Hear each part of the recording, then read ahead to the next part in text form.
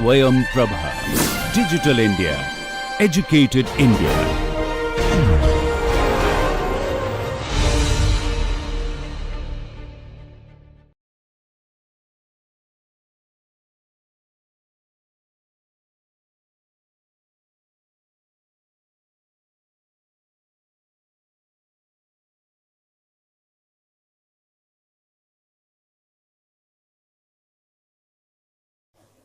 Hello and welcome to session 11 of Human Resource Management course. Students, you have come a long way discussing on performance appraisal, training, human resource planning, recruitment, development, motivation, etc. Now let's move on to discussion on something related to counseling and mentoring regarding the performance of individuals. Since we talked about that appraisal will be done and post-appraisal analysis will help us decide on certain decisions like whether to go for training or for promotion, etc. After that comes the time when there are certain weak areas, that is areas for improvement for the human resources. Now, what tool helps us to achieve that? To identify any emotional problem if the human resources are facing in the organization. We have a phenomena which is called as counseling. And this counseling is carried out by an independent individual or maybe a team of individuals who are counselors to know first about what is bothering the employee and then finding out the path which may help him overcome those challenges and may develop a kind of resilience in him so that he performs better. So this is the session, students, which is devoted on performance counseling and mentoring. I'm your instructor, Dr. Shikha and Khera from DSM DTU. Let's have some introduction on the concept of performance counseling and mentoring. So we all know that human resource is anything and everything to deal with the people in the organization. A manager has to deal with various types of people who can be his subordinates, his supervisors, strong temperaments, weak temperament, problem makers, problem solvers, contented employees, or disgruntled employees. Very often when we deal with the employees, they have their set of problems which are hindering their performances. And the instrument with which the manager can achieve a balance and develop and maintain the congenial interpersonal relationship with the employee is called as counseling. Counseling is nothing but a discussion on the emotional problem that an employee is facing and also to make them help so that they can cope up with the problem in a better manner. Counseling's focus is to improve the mental health of the employees. So we all understand in the fast moving society today, the employee is confronted with numerous problems, which may be personal in nature or related to his job. Counseling helps an emotionally disturbed employee to become normal, develop self-confidence, self-control and understanding so that he can work effectively. There are certain definitions of counseling. So according to Ghosh, the counseling means personal counseling is defined as the discussion of emotional problem with an employee with the general objective of reducing it so that performance is maintained at adequate level or maybe he has an improved performance. According to B.J. Prasantham, the counseling is a relationship between counselor and the counselee. The characteristic of counseling is trust and openness. In a one-to-one or small group relationship whereby the counselee is helped to work through his interpersonal as well as intrapersonal problems. Now, what is the difference between interpersonal and intrapersonal problems? Interpersonal is between two individuals. So, if the person has some problem with some other team members, that can be resolved with the help of counseling. Intrapersonal is what he is facing within him. So there may be some psychological issues that are disturbing him. That may be catering to stress and anxiety in him. So counseling helps in overcoming both intrapersonal as well as interpersonal issues. The employee is also helped to mobilize his inner and outer resources and to find out new options in facing life. Further, according to Keith and Davis, counseling is discussion of a problem that usually has emotional content attached to it, and counseling seeks to improve the employee's mental health. In today's time, when we understand there are a lot of stressors in every individual's life which are causing many physiological disorders. So students, it is the psychology. It has been proven in many studies that the psychological effect is more connected with the physiological disorders. So if someone has some physiological disorder like lifestyle diseases including high blood pressure, diabetes, etc., they are in today's time by medical professionals related with their psychology. Psychology, which is their cognitive and mental health. So this has to be taken care well. If an employee is mentally stable, mentally sound, then only he can produce or contribute to a greater heights, or maybe you can say improved performance can be seen. Further, from the above definitions, we can conclude that counseling usually involves some or other of these followings. Two people are present, one is a counselor and the other one is counselee. The process leads to action on the part of the client. The counselor is a person who listens to the counselee. The client can be trusted to find his own solutions, and personal growth of client usually occurs. Resolution of problem is an expectation output of counseling process. Various characteristics of counseling includes that it is an exchange of ideas and feelings between two individuals. It is an act of communication between them, and how successful the counseling will be depends on the communication skill of the counselor. Counseling also facilitates the employees in coping with their emotional problems. It helps the organization to be more humane in nature and considerate with the people's problem. Counseling is generally confidential in nature, hence employees feel free to talk openly about their problems to the counselor. Counseling may be performed by both professionals as well as non-professional counselors or individuals. So, greater outputs of counseling includes job satisfaction and high morale amongst the employees. As we talked about the characteristics of counseling, those characteristics itself suggest us what is the need to have counseling in the organization. So, when problems exist with respect to employees' well-being, employee benefits from understanding and help of counseling given to them. In such a situation, counseling reduces their stressful condition, and most of the problems then which pertain to the emotional connect are resolved. As we know that emotions are integral part of our life, and thus these emotions and feelings may bring in ups and downs in the thought process of individuals. So emotions can get out of control also at times and cause the workers to do things that are harmful for their own interest.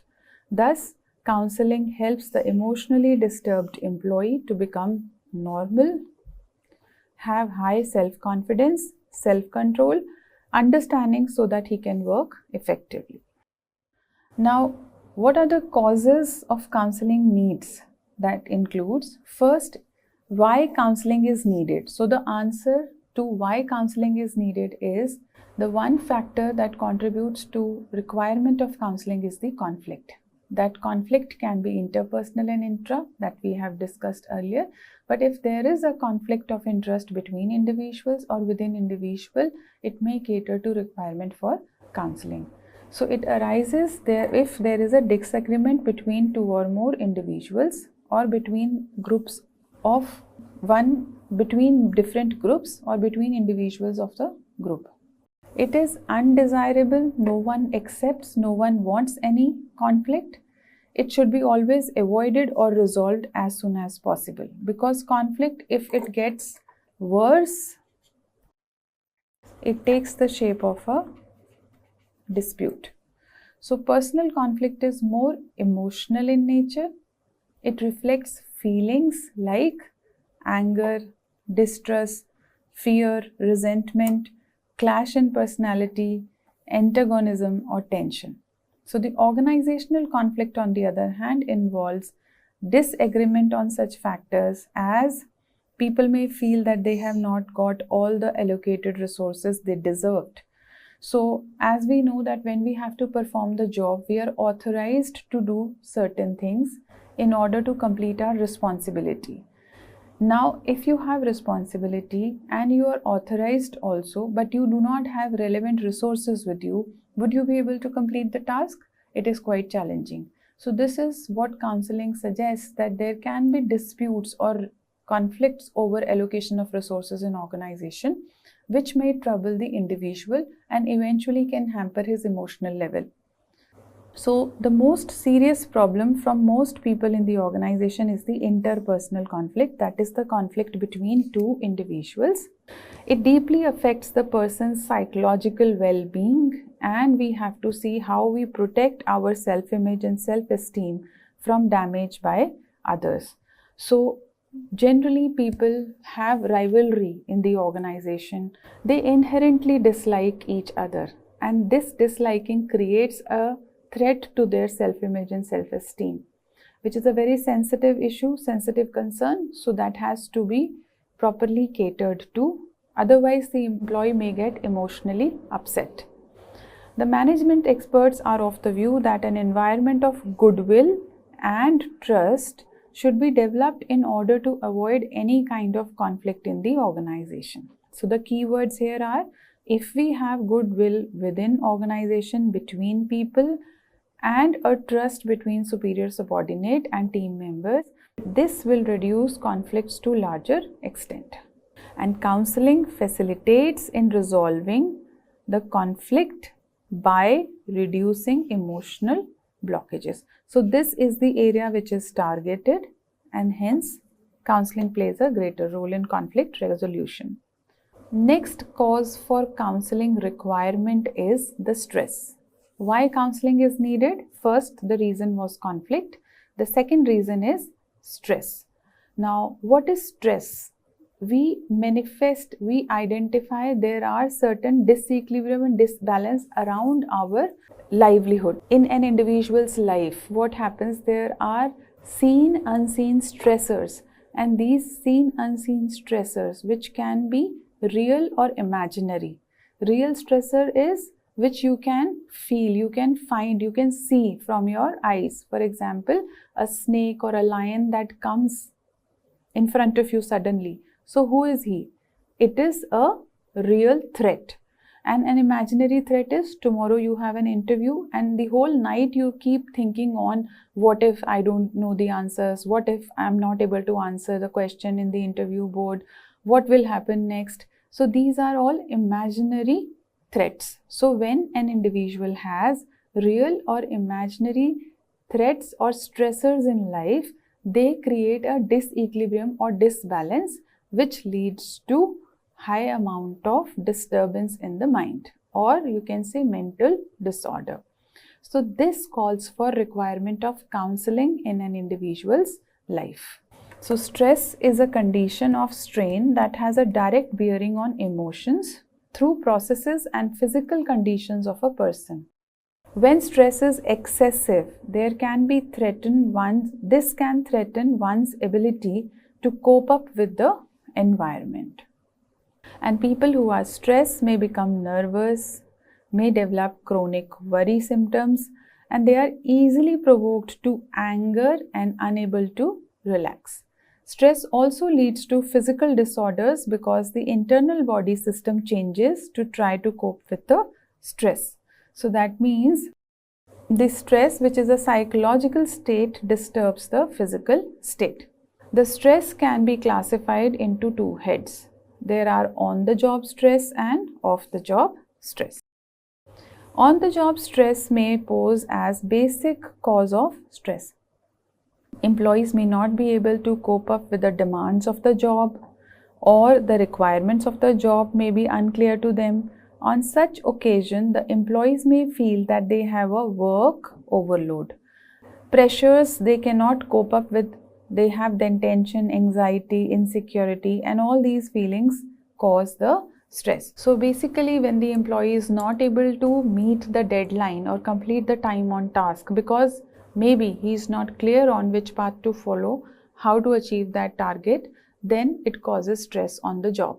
The second cause, that is off the job stress, is the stress which affects the functioning of employee due to his personal problems. So what can be the personal problems?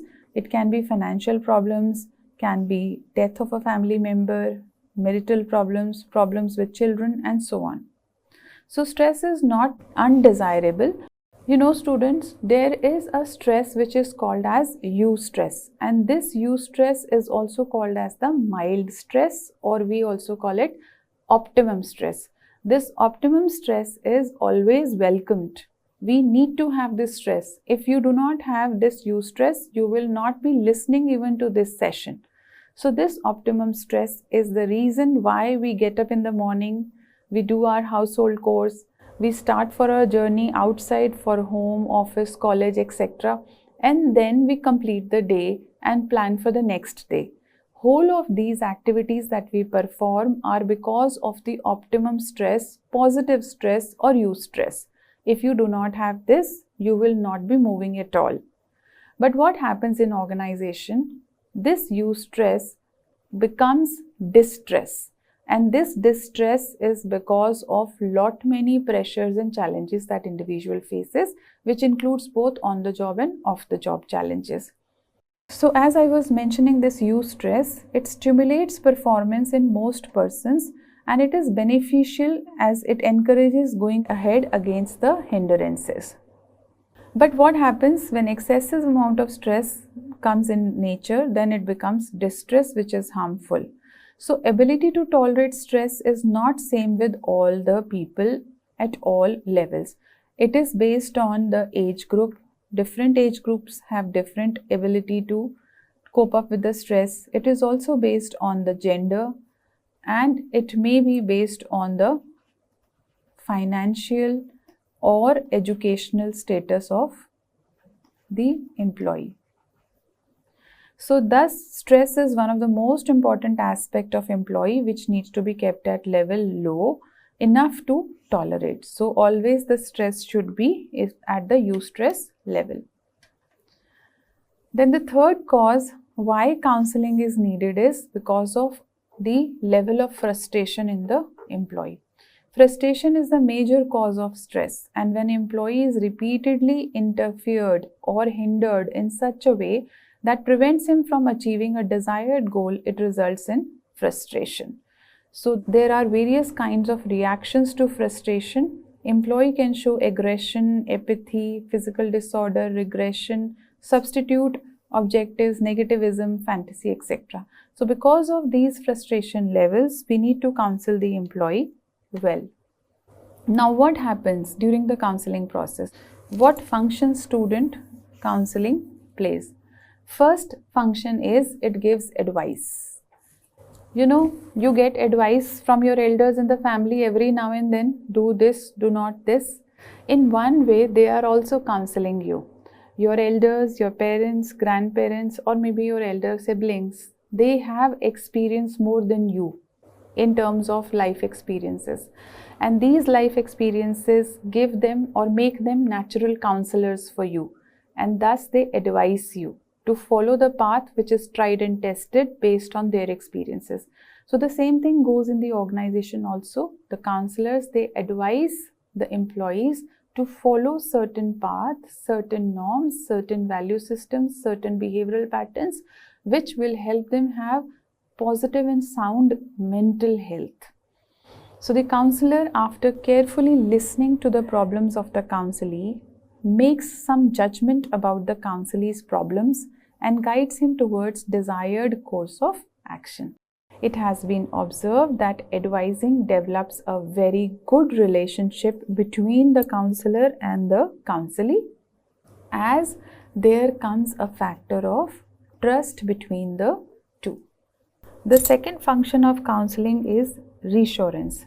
Reassurance provides courage, confidence, and strength in the employee which he has lost probably due to stress or due to frustration, etc. So it develops a positive feeling that he is pursuing a suitable course of action and he is on the right track. Reassurance is needed when employee is assigned a challenging task. Then comes clarified thinking. Now, clarified thinking is the process of thinking where the individual uses his cognitive abilities and becomes more rational in thinking. He tries to attach good logic to what he is thinking or how he is performing. This clarified thinking gives them clear goal, thought process, and hence clarity in the job or work. So whatever challenges were disturbing them or creating some stresses in their life, that is their personal or professional life, they may then be removed because of clarified thinking enhancement. So it says that clarified thinking encourages the person to think on a rational and realistic manner. Clarified thinking encourages a person to accept the responsibility, that is,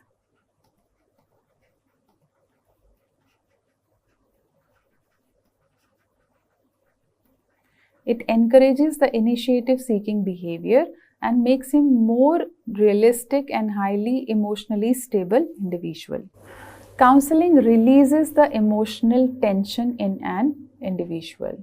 So an important function of counseling is to release the tension, and this process of releasing the emotional tension in an employee's mind is called as emotional catharsis. When people share their emotional problem with someone, they get emotional release from the tension and frustration. And this emotional release may not solve the problem, but it paves a way for the solution. So this is an important term, students. Emotional catharsis. What does it mean? Releasing of emotional tension. So before exam, you also are into emotional tension, right? And what happens? You speak to your friend over phone or you meet your friends, and when you get to know, oh, your friends are also sailing in the same boat, they have also not covered the syllabus well, or maybe they have covered the syllabus as you have covered, you get, or you speak out your thoughts regarding the examination, your emotional tension is released. So you also underwent the process of emotional catharsis. So the fifth aspect of having the need for counseling is communication. Counseling facilitates in improving upward and downward communication, and with this, the emotional problems and feelings of the employees can be very well taken care by both the subordinates and the seniors. Because during the communication process, the counselor will interpret the activities which take place in the organization and give work insights to the employee. Now this is important, reorientation. Counseling also helps in reorienting the employee with respect to their goals and value system. It enables the employee to find to help them in changing the direction and deciding on refinding the path in the organization or during the work performance. Maybe they were on the wrong track, they were not following the right techniques, because of which frustration was coming in. So this reorientation is an output which the counseling process provides to the employee. Now let's talk something about types of counseling. Students, there are two types of counseling: directive counseling and non-directive counseling. Under the directive counseling, there is a counselor who directs the subordinate or the employee, listens to him and gives him the direction, how he can overcome the challenges. He counsels him. The counselor counsels the employee under the directive counseling. In non-directive counseling, the counselor poses the questions to the counselee. And now, with the help of these questions only, the counselee comes out with his thought process, and the counselee himself or herself comes up with a solution to the problems he is facing. So that is the difference between directive and non-directive counseling. Let us see what text talks about this. So it says directive counseling is the process of hearing a person's emotional problem and then deciding what he should do and then telling and motivating him to do it. Under directive counseling, the counselor performs all the functions of counseling except reorientation. In the directive counseling, the counselor listens to employees' problems carefully. Then the counselee realizes that his advice is worthwhile and directive counseling can be successful. Under non-directive counseling, which is also called as a client-centered counseling, because here the professional counselors generally follow non-directive counseling. They facilitate the counselee in discovering and finding a suitable course of action for himself. The counselor not only tries to solve the immediate problem of the counselee, but also attempts to bring about an attitudinal change in him. There are though many advantages of non-directive counseling, but there are certain limitations also of non-directive counseling, that it is quite time consuming. It requires professional counselor who can help the client to come up with his own thought process and his own path, and it's costly as well. The third type of counseling is participative counseling or cooperative counseling. In this form of counseling, a serious notice, as this appears to be more practically applicable, more readily suitable to managerial attitude and temperament, especially in Indian context. Here, it is between the directive and non-directive. So, in between the two is participative or cooperative counseling. It is a close and mental relationship between counselor and counselee that establishes a cooperative exchange of ideas. Since they exchange a cooperative thought process, information, knowledge, value, feelings, etc. So it is not dominated by either of the party. Like in directive counseling, the dominance of the counselor was there. In non-directive, dominance of the employee was there. Here, both the parties play equal role. It integrates many advantages of both directive and non-directive counselings and avoids most of their disadvantages. Usually, participative counseling is used for reassurance, for better communication, emotional release, and clarified thinking. Now, let us see what are few steps in the counseling process. But before we move on to the steps, there is certain background information. So, counseling is meant to help in utilization of human resources in the organization. 1. Counselor manager has to help his employees to be aware of their strong and weak points so that he can further tell them what to do. In fact, every manager or supervisor is in a way counseling his employees, whether knowingly or unknowingly, every day. So this is what I mentioned, that even at home, your parents or your elders are counseling. Similarly, in organization, your bosses or super bosses, your reviewing and reporting officers are counseling you, even without their knowledge and your knowledge. So now let us move on to the steps in the counseling process. Steps in the counseling process include 3 phases: initiation, exploration, and formulation of action plan. Let's see them one after the other. So first is initiation. Developing mutual understanding, openness, and acceptance, sometimes termed as rapid building between the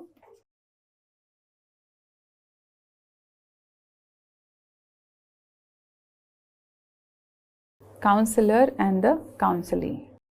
Second stage is once the trust is built, we move on to exploration, which involves understanding with the help of counselee the counselee's own situation, his feelings, his strengths, his weaknesses, and his problems. The skills of the counselor lies in making the counselee discover his own shortcomings, the weaknesses, and size up in his problems in the light of mutuality of organizational situation. So here, the exploration of what is going on, what is the problem, is done. So here the key factor was trust. Here the key factor is what is going on. Then formulation of action plan. So how to resolve is the answer here. For improved task performance in the organization, counseling To be useful, it must culminate a formulation of an action plan. So it may, however, take more than one session to arrive at the ultimate stage of formulation of the action plan. Not in a single session you can achieve it, but maybe multiple sessions can lead to finalization of the action plan. That is how to relieve the individual from his mental tension. So we have understood 3 stages of counseling process, students. Initiation stage, where trust is built. Exploration stage, where what is happening with the employee is identified. Formulation of action plan, that is how we resolve it. So like any other formula, counseling also has its own drawbacks and limitations. Let's see what are the drawbacks. Counseling may help an employee for better adjustment with his superior, but does not improve the working environment. So which is one of the control factors because of which even if you have good trustful relationship between the superior and subordinate, the result is not highly positive because the working environment is not very congenial. Counseling attempts to change individual attitude and behavior which does not last in for long run. They may come back to their original behavior after some time. In most of the cases, employees blame their superiors who generally object to them, thus affecting counseling. And counselors usually follow an appeasement policy. What is appeasement policy? Counselor take the central tendency error that we discussed in the previous session, where they do not want to displease anyone, where they do not want to offend anyone. So they give positive, they talk positive about the counselee. As a result, the actual shortcomings are not identified, and thus result is there is no proper output. So let's start with the process of mentoring students. Till now we discussed about the process of counseling. Under counseling, due to certain challenges, the individual was not performing well. So an appointment was done of a counselor to help resolve those issues and challenges and unblock the mental blockages. On the other hand, there is another process which is called as mentoring. Mentoring is little different than counseling. Here you get a friend, philosopher, guide, someone who's more experienced than you in the field of work or maybe in personal life as well. It has nothing to do with the biological age of the mentor, but someone who's more knowledgeable, skilled and experienced, who can give you right kind of guidance while you are performing on the job. So let us now have some focus on the process of mentoring and see different aspects related to mentoring process. There are certain historical roots to mentoring process. Let us go through them first. So it says that as a technique of human resource development, mentoring has been in existence since the dawn of the civilization. As I told you, it has nothing to do with the biological age. Someone who is more knowledgeable, skilled and experienced in a particular field can become a mentor. The culture of mentoring dates back to ancient Greece, where Odyssey entrusted his friend Mentor, the name of his friend was Mentor, with the responsibility of teaching his son Telemachus, and the word mentoring came into existence. Odyssey, who went on a long voyage,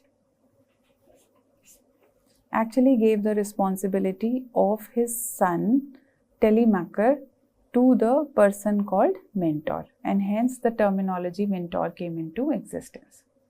According to Newby and Heide, mentoring is defined as the use of an experienced individual, the mentor, to teach, train someone who is a protege with less knowledge in a given area. In the words of B.H. Owens, mentoring is a supportive and nurturing relationship between an expert and a novice. Who's a novice? Someone who is lacking, who's very new in the field. According to Fitzpatrick, mentoring is a teaching strategy in which competencies of scientific nature are promoted. So, when we talk about teaching strategies, students, teachers are also our mentors. So the broad definition of mentoring will include: mentorship is a form of socialization for professional roles. Socialization means networking also. The mentor takes on protege, the one who is mentee. He is also called as mentee, for the purpose of teaching, guiding, supporting, developing the individual.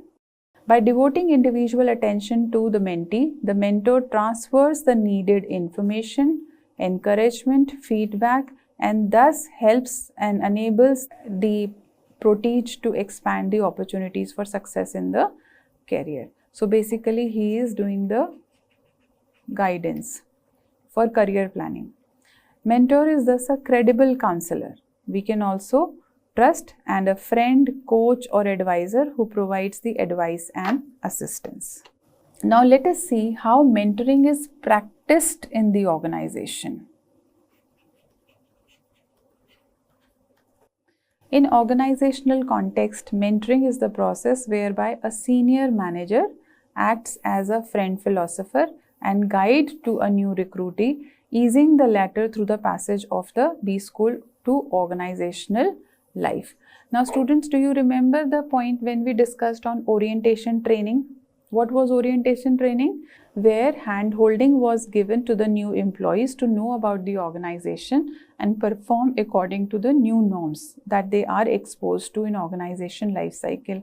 Who does this? The orientation is also done by the mentors in the organization, who are the senior managers. So mentoring is essentially an emotional kind of support which is provided to the new joinees or younger people. While organizational training takes care of knowledge base and skills of the young manager, mentoring adds on to the training. So you can say mentoring along with training helps the people to come up with successful career. Here, the mentoring complements with personal instructions and intricacies of operating in the organization. It reduces training times, ensure individual attention to problems, and make learning flexible rather than structured. Further, mentoring can be accomplished on a person-to-person basis. So, mentor can meet with a small group of 4 to 5 mentees, or maybe one mentor for each one of the mentee. So team mentoring is where two people work together for the purpose of achieving common goal under common mentor. While group approach has the potential to evolve into learning team whose members can coach each other also. And mentoring is very important for boosting the self-confidence and giving empowerment to the managers. Now let's understand different roles of a mentor. As there were roles of counselor, now there are roles of mentor to be understood. Teaching new skills and promoting intellectual development is the foremost aspect of a mentor for mentee. He has to serve as a guide and acquaint the junior individual with values, customs, and resources in the organization. He has to be an example for the mentee to emulate. So basically it is like practicing before you preach. So the mentor has to practice, become an example in front of the mentee, providing counseling and moral support during the time of stress and fostering personal development of the mentee. These are the roles of a mentor, along with supporting and facilitating the mentee to achieve his life dream goals also, not only the organizational goals. During the time of stress, they have to support the moral support to the employees or the mentee, fostering personal development, supporting and facilitating the protege life stream, and sponsoring the portage for advancement. The mentor serves sub-roles as teacher, sponsor, guide, counselor, example, providing standard of excellence. Now, importance of mentoring relationship in organization is that they develop the young managers. They give education to the protege, that is the mentees. Mentoring is valuable tool for developing self-confidence. Here, the relationship mentoring has importance because it teaches and advises assessment skill and new knowledge. Hence, model of mentee as gains competency and confidence. Problem solving and decision making skills are enhanced, communication and collaborative skills are increased, humanistic value and creative ideas are increased, and hands-up skill and becomes the expert. So students, you have seen so much of importances that the mentoring process provides to the new joinee. It is always advisable to have mentor in the place of work. Even if you are not formally allotted with any mentor, it is an advice from my side to you that when you join an organization, kindly be in association with your senior members and ask them to be your mentors, because they have good lot of tacit knowledge in them. You understand what is tacit knowledge? Knowledge is of two types, explicit and tacit. Explicit knowledge is what is written down in the books that you have studied during your coursework. But explicit knowledge is the knowledge that someone has gained out of observation and experiences that he only has. So it is better to have mentors. Maybe if not formally appointed, you can self-appoint the mentors and take their help for good career guidance in your organization. Also guidance related to organizational work performance. So there are some examples. I have got some real-time examples of mentoring relationship. First is teaching and advising. Example is the mentee gains knowledge and assessment skills through teaching and advising. A senior recruiter teacher a new HR trainee how to screen resumes and conduct candidate assessments, enabling the trainee to evaluate applicants effectively.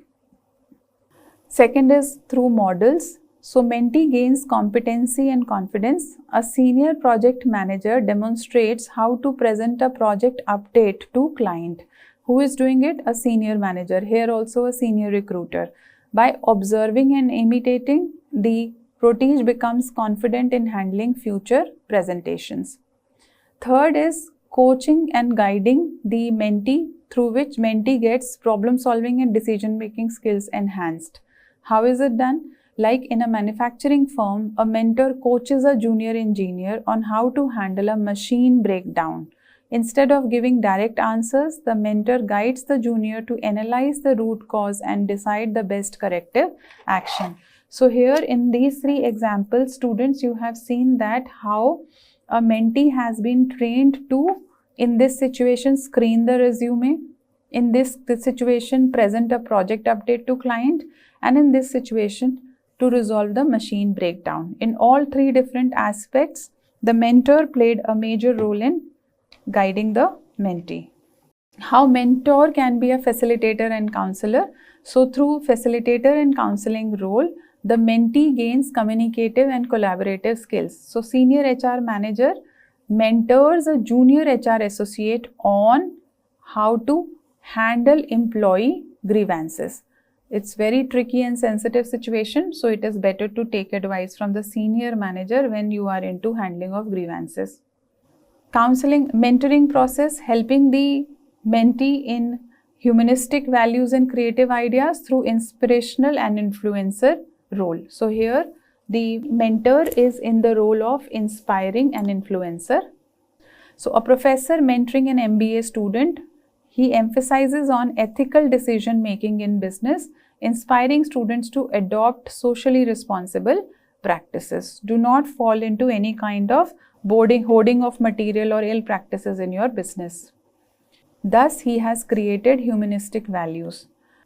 Mentor as a motivator and leader. Thus, the mentee gains or protege gains hands-on skill and becomes expert.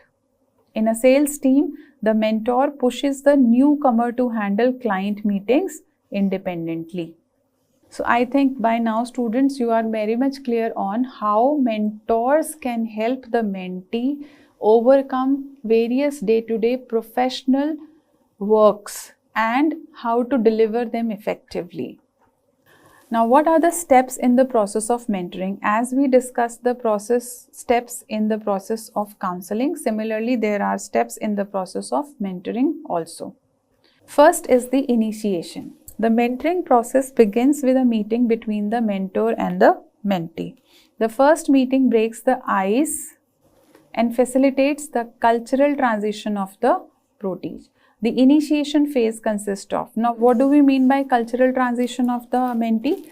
Cultural transition of mentee means that The mentee who has joined the organization recently does not know what is the organization culture. Hence, it is advisable to teach him how to behave. What are the behavioral patterns with respect to cultural values, beliefs, norms of the organization.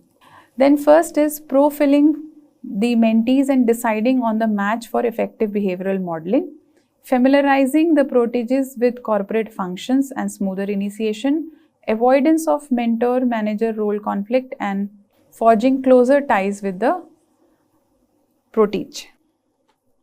Second is after initiation comes the progression. Once you have initiated the relationship, now the progression takes place, and here the mentor provides the coaching and counseling to the mentee with the regular meetings which help to forge the relationship. The progression phase consists of two things: extending the concept to peer level through fortnightly mentor-mentee meetings, assigning a buddies. You also must be having buddies in your college. Do you have your seniors as your buddies or your teachers as your mentors?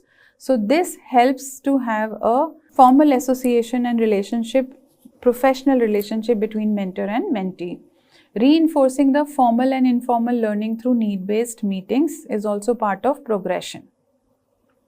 The third is assimilation. The mentor goes on to build close ties with the protege. The protege may even discuss his personal problems and receive help on how to resolve them to integrate better into the organization. So from initiation students, we went on to progression between the two individuals who are mentees and mentors, and now assimilation, understanding each other to a level where you are able to discuss your personal problems also with them.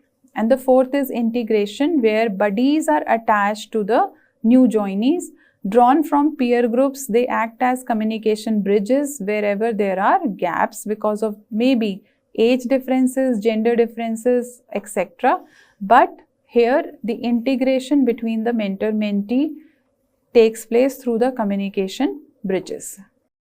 Now let's study something about conditions necessary for effective mentoring system. So the mentoring system is appropriate in any setting where individuals are exposed to new roles expectation. It is appropriate as in stepping stone for new managers who have had the opportunity to participate in an internship experience. So the mentor-mentee relationship spans several years or even a lifetime. Mentorship varies depending on stages of career development in the organization. It is a voluntary relationship based on trust, compatibility, mutuality, and personal attraction between two individuals. So what are the conditions which are necessary for effective mentoring system? Mutually established. The relation should be mutually established. There should not be any forcing. So no forcing. If it is forcing, then probably the trust will not be developed.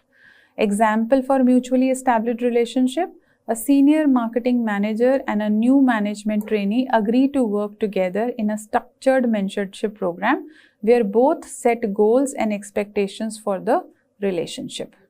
Second is career function, that is coaching, sponsorship, and exposure. Example here is a mentor in IT not only coaches a junior on coding practices but also recommends them for a high visibility project and introducing them to senior leadership, giving career exposure, etc. Then mentoring can be successful if there is a psychosocial function. So competence and identity clarity. Example, a school principal mentoring a young teacher helps them build classroom confidence, reinforcing their sense of competence and clarifying their identity as an educator. Next condition is phases and significant period. So consisting of phases of relationship and existing for significant period. That is, there can be multiple phases of mentor-mentee relationship and it existed for significant period of good long years. Example, in a consultancy firm, a mentorship begins with initiation, development, maturity, eventually separation after 2 years, slowing that relationship evolved over a significant period of time. So these are few of the conditions necessary if we want to have effective mentoring system. Now, as counseling was of different types, directive, non-directive, here are also mentoring which has two different types of mentoring process. formal mentoring and informal mentoring. Let us see what happens in the formal mentoring process. Under this system, a group of mentees or a mentee is placed under a mentor who's an expert in his field. And this association of formal mentoring helps the mentee by instructing in specific skills and knowledge which are very critically linked to their job performance. Understanding, deciphering and identification of unwritten rules of organization and how to avoid saying or doing the wrong things. This is also part of formal mentoring, keeping their ethics alive. Providing important insights into the corporate affair is also role of or responsibility of formal mentoring. Allowing for creation of environment in which mistakes can be made without loss of confidence. Now, when we talk about formal mentoring program, there are big advantages of having it. First, support for mentoring program is secured from the top management. If that is so, mentoring program is always a success. Matching up of a mentor with a mentee is done.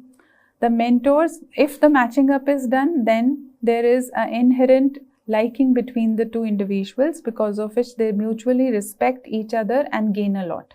The mentors are taught how to conduct themselves and proteges are given guidance on how to obtain gains from the mentors. Thus, the mentors and proteges are both oriented for the success of the program. At the successful completion of mentoring periods, overall impression and recommendation are solicited from both mentors and mentees regarding how the process can be improved in the future.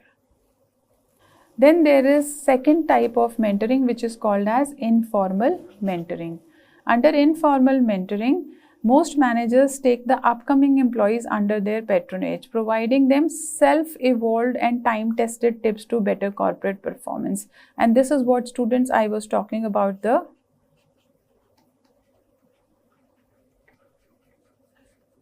tacit knowledge which the employees have.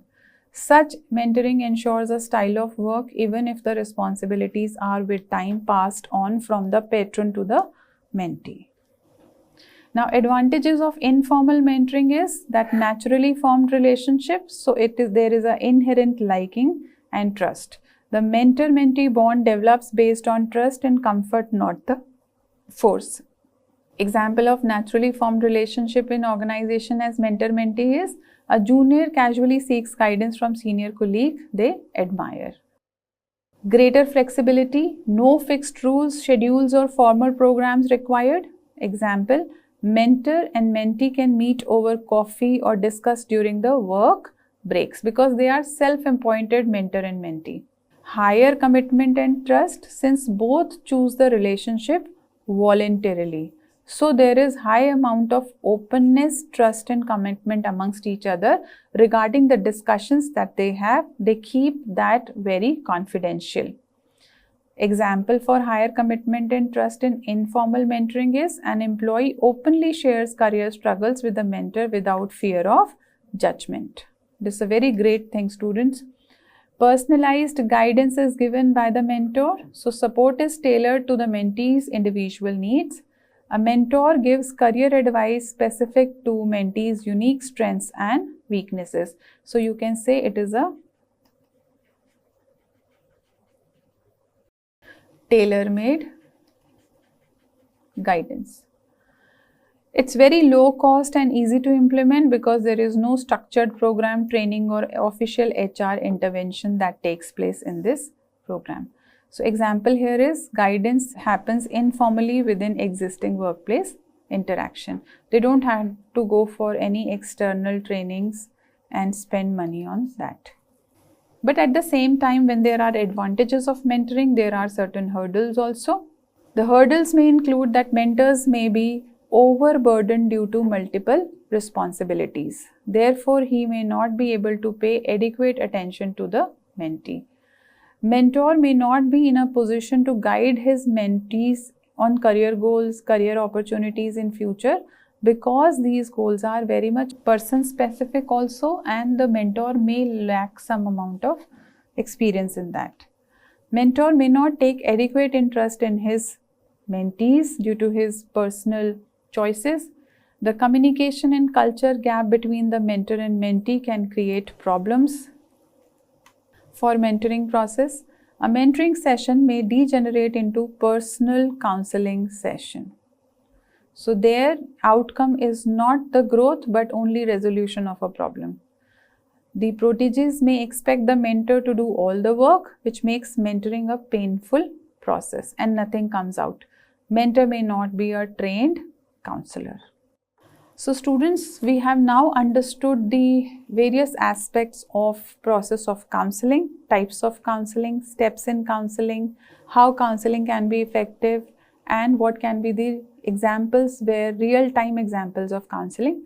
Similarly, we have talked about mentoring, its types and real-time examples, benefits and hurdles. Now I have in this session also small caselet for you to think over these aspects from real-time scenario of organization. Let us go through the case study. The case is about Mangla Technology. Mr. Ravinder Rao, who's the protagonist in the case, is a BE in Computer Science from Regional Engineering College, Surathkal, and is working as a project manager in Mangla Tech, a leading software company in India. Mr. Rao was an all-rounder who did exceedingly well in his studies as well as other extracurricular activities. Though he secured admission for MBA at Manipal Institute of Management, due to financial constraints, he discontinued that and joined Mangla Tech. He proved to be good in his job and within a short period of 5 years rose to the position of the project manager. So here you have to see that he left the MBA college, still he became the project manager due to his hard work. Gradually, Mr. Rao began to feel dissatisfied with the work environment in general and his own work in particular. So he started maybe disliking or disinterested in his work.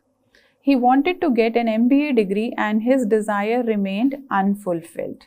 He was feeling quite restless. His friends appreciated his feelings and suggested that he should meet his boss, Mr. K.K. Pai, and discuss the matter with him. Mr. Rao then approached Mr. Pai and asked him to sanction study leave for 2 years. Mr. Pai was not helpful and discouraged Mr. Rao by saying that for a talented person like Mr. Rao, an MBA degree would make no difference, and moreover, the company had no such policy of granting study leave. After about a month, Mr. Ravinder Rao put in his resignation. So this is the old case scenario, students. Let us try to answer the questions now. While I will be answering questions on your behalf by prompting you, giving you the hints, I request you all to also ponder upon this and come up with some solutions. First question is, critically analyze the attitude and action of Mr. Ravinder Rao. And second, if you were Mr. K.K. Pai, what advice would you give to Mr. Ravinder Rao and why? So, answer to first question on critically analyzing the attitude of Mr. Ravinder Rao, who wanted to be an MBA and left the company in between. The positive aspects include ambitious and career-oriented, wanted to pursue MBA for career growth. He was hardworking, capable and quick career progression. He became project manager in 5 years. He was aware of personal career aspirations and not afraid to express them. While certain concerns and issues include lack of patience in aligning personal goals with company policy, restless and dissatisfaction despite early career success, and did not explore alternatives like executive MBA, online programs or part-time MBA, his decision to resign may seem very impulsive without weighing career stability versus aspiration. So we can say that Mr. Rao reflects ambition without proper career planning. Let us now move on to his desire for an MBA is justified, but his dissatisfaction and resignation indicate lack of adaptability and limited exploration of alternatives. Now the second question, students, is that what would you have done if you were in the position of Mr. Pai, who was the manager?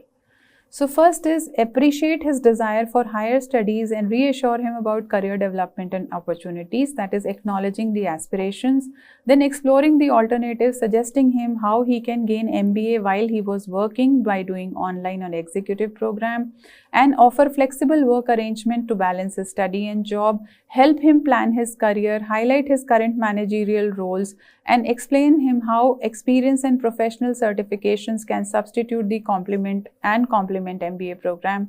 He can also give him a long-term view by advising him to align career goals with long-term growth at Mangla Tech, and promise to revisit the study policy in future if his contribution continues to add the value. By this, he would have balanced employee motivation and organization policy, prevents the loss of talent, and fostered the mentor-mentee relationship in the organization.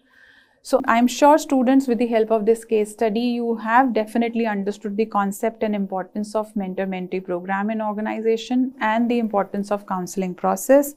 For this particular presentation, I have utilized this bibliography, which you can refer to for studying further in detail the process of mentoring and counseling.